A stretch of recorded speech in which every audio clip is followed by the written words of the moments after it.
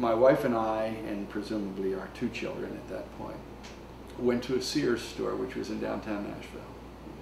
Driving home from that store, we were driving out Charlotte Avenue, and there apparently was an automobile accident on the street, and the traffic was detoured around the traffic and up a very narrow street, which from Pennsylvania we would have called an alley.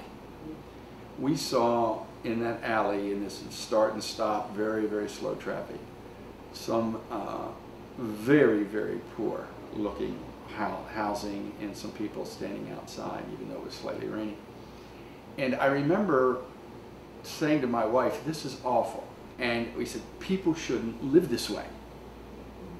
And my wife and I, immediately attributed it to some extent to racial discrimination, because all the people in this very, very poverty-looking area were black. And one of us, and to this day I don't know which of the 2 said the next line, but the line was, "What are we going to do about this?"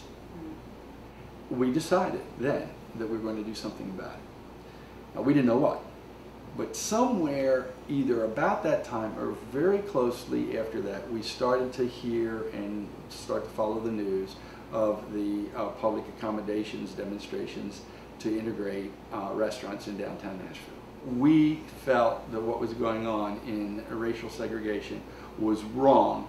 It was not an effort of black people wanting rights that white people had. It was wrong for all of us. It was wrong for America. It was wrong for our society.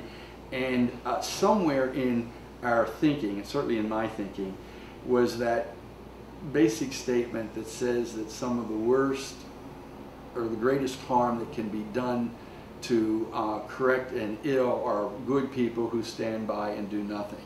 So I guess I think some of the people that I was closely associated with in my part of this effort, just took that to heart. And we said, so we're going to do something about it. In my case, we took it to heart much as to the extent that my wife and I seriously decided, what am I going to do and what she's going to do, and are we both involved or not?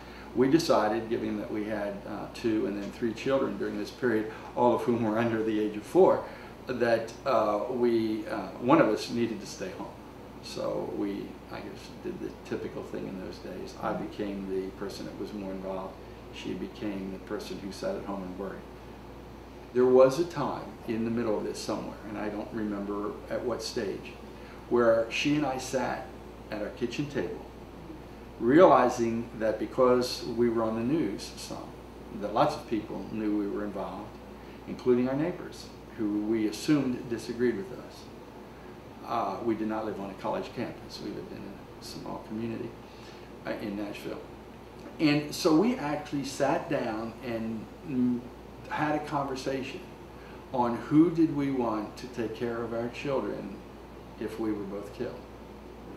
And we made a determination and told people what we wanted done if that ever occurred.